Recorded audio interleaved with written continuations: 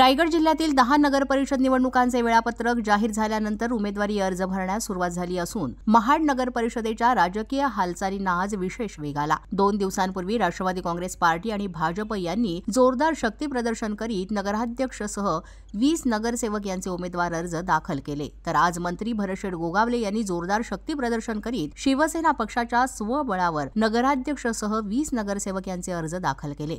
शिवसेना आणि राष्ट्रवादी या दोन बलाढ्य पक्षांमध्ये सरळ लढत असून यामध्ये प्रहार जनशक्ती पक्षाने देखील निवडणुकीच्या रिंगणात उडी घेतली आहे।